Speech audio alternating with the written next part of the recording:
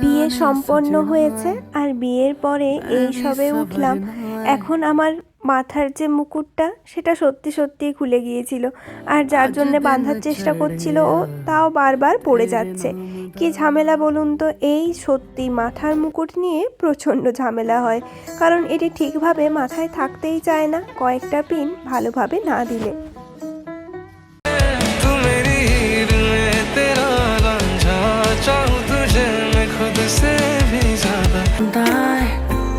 আমি দাঁড়িয়েছিলাম ছুড়ে ম্যাজিক চোখ তাকিয়ে যে বলে এভাবে গল্প এখন কিন্তু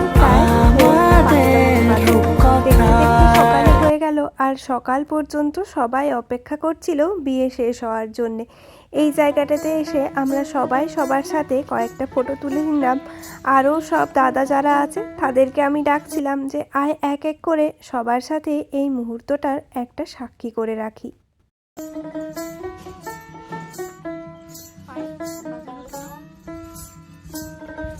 এই যে আমার 4 দাদা আর 2 বোন। হ্যাঁ, অন্য মানে আমার ভাইকে আমি দাদাই বলি, কারণ ছোটবেলার থেকে ও আমার সাথে এমন ব্যবহার করতো, আমি ওর দিদি নাকি ও আমার দাদা সেটাই বুঝতে পারতাম না। বিয়ে শেষ হওয়ার আগেই দেখেছি বাবা এখানে এসেই বসেছিল। এতক্ষণ পরে সব কিছু সামলে একটু সময় পেয়েছে। বাবারা হয়তো এরমই হয়, দূর থেকে দেখতেই পছন্দ করে।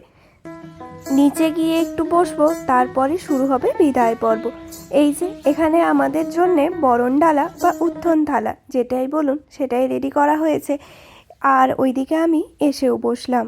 এরপরে সবাই মিলে আসবে আমাদেরকে আশীর্বাদ করার জন্যে। প্রথমেই এসেছে বাবা।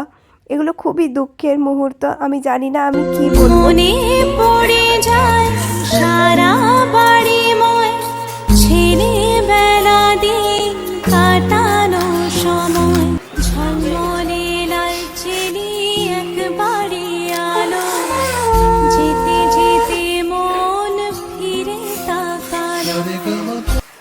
বাবা আর মা আশীর্বাদ করে গেল। এরপরে আসছে বড় পিসিমণি। জানি না কেন, তবে এখনো এইসব কথাগুলো বলতে বলতে চোখের কোণে জল ঝরে আসছে।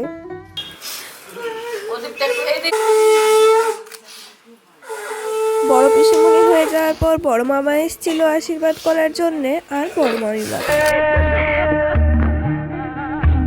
কুল ভাঙে ও কুল গড়ে জীবন দরিয়া।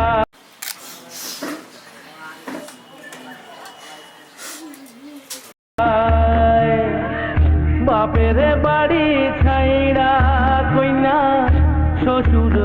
আর কিছুক্ষণের মধ্যে মায়ের ঘর ছেড়ে যাব নিজের সংসারে। প্রত্যেকটা মেয়ের জন্যে এই সময়টা সত্যিই খুবই কঠিন একটা সময়, কারণ নিজের পরিবার, নিজের ভাই বোন, নিজের সব কিছুকে ছেড়ে অন্য একটা জায়গায় যেয়ে থাকা সেটা তো কষ্টের হবে। আমার ক্ষেত্রে সেই কষ্টটা আরেকটু বেশি ছিল, কারণ আমি জানতাম যে বিয়ের পর আমাকে চলে যেতে হবে আরও অনেক দূরে, যেখান থেকে চাইলেই আমি বাড়ি আসতে পারবো না, যেখান থেকে চাইলেই আমি যখন তখন ছুটে সবার সাথে দেখা করতে পারবো না। বিয়ের পরে বিদায় মানেই হলো আলটিমেটলি পর হয়ে যাওয়া, মানে নতুন একটা জীবন, সব কিছুই নতুন। বাবা মার হাত ছেড়ে নতুনভাবে সব কিছু শুরু করা, সেটা তো কখনোই সহজ নয়, সেটা মোটেও সহজ নয়। কারণ বিয়ের পরে মেয়ের জীবনে একটু হলেও তো চেঞ্জ আসে। সে যত ভালোই ঘর বা বর পাক না কেন, তার সাথে সাথে তো জীবনটা তো একই রকম থাকে না। আমি তো প্রচণ্ড ইমোশনাল ছিলাম। ভিডিওটা করতে করতেও, ভয়েস ওভার দিতে দিতেও প্রচুরবার চোখে জল এসছে, তাও চোখের জল মুছেই আবার ভয়েস ওভারটা দিচ্ছি। তবে প্রত্যেকটা মেয়ের জীবনে কোনো না কোনো দিন এই দিনটা আসেই, কোনো না কোনো দিনে বা কোনো না কোনো মুহূর্তে। দেখো ওকে সারা জীবন তুমি রক্ষা করো, সব কিছু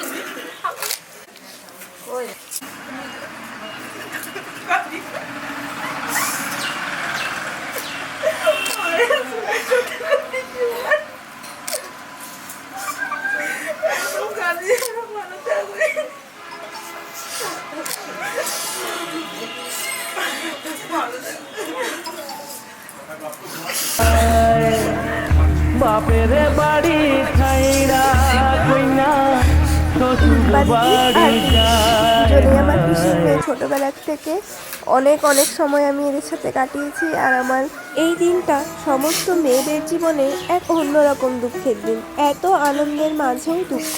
আমরা সবাই যাবো কালকে কোনো চিন্তা নাই বুঝলি সবাই যাবো সবাই যাবো দেখ সবাই যাবো একদম কাঁদবি না একদম কাঁদবি না একদম কাঁদবি না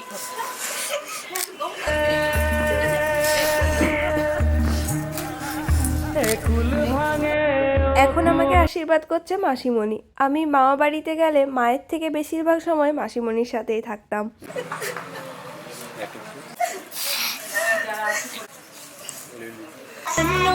मेरी चली ससुराल को आँखियों में पानी दे गई এখন দিদা আমাদেরকে বরণ করে নিচ্ছিল। दुआ में मीठी गुड़धानी এখানে ले সবাই এক এক করে আসছিল আমাদেরকে আশীর্বাদ করার জন্যে। हाय बन्नो रे बन्नो मेरी चली ससुराल को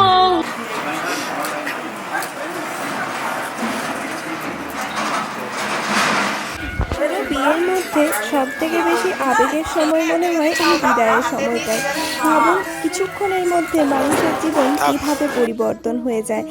আজ কালকে এই সময় আমি কতটা খুশি ছিলাম, কত আনন্দ, আর আজকে এই সময় কতই না দুঃখ। এরমভাবেই মানুষের জীবনের ঘড়িটাও চলতে থাকে, কখনো সুখ আবার কখনো দুঃখ। এখানে মা ওকে মিষ্টি খাইয়ে নিচ্ছে, যাওয়ার আগে শেষবারের মতো বরণ করতে হয়, যার জন্যে ওই মিষ্টি জল আর দুধ পানা বলে কিছু একটা আছে যেটা খাওয়াতে হয়। প্রথমে ওকে খাওয়ানো হবে, তারপরে মা আমাকেও খাইয়ে নেবে।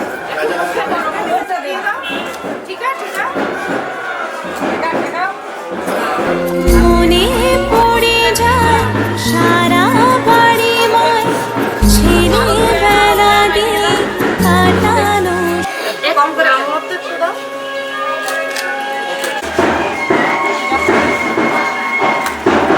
ঝলমলে লাল চেলি একবারে আলো যেতে যেতে মন ফিরে তাকালো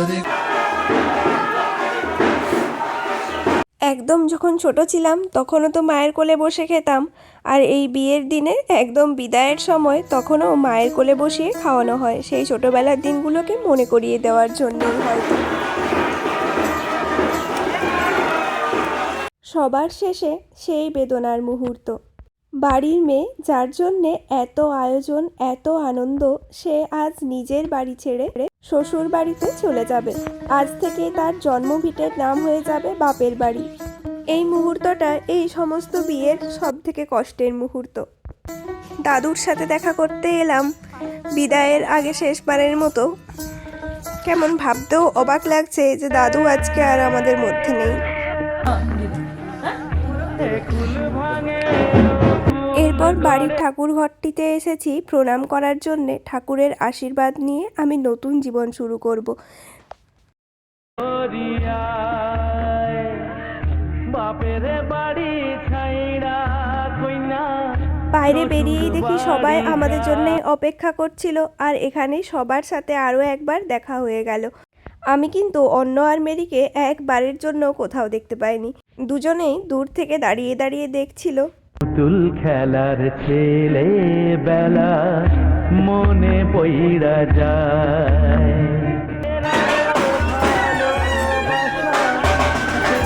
ভোলা যায় হায় দুটি চোখে চললাম তাহলে আমি এবারে আমার বাপের বাড়ি থেকে যাব সোজা শ্বশুর বাড়িতে। দেখা হবে পরের নতুন একটি ভিডিওতে। সবাই ভালো থাকবেন, সুস্থ থাকবেন। পিছু ফিরা চায় বিধিরা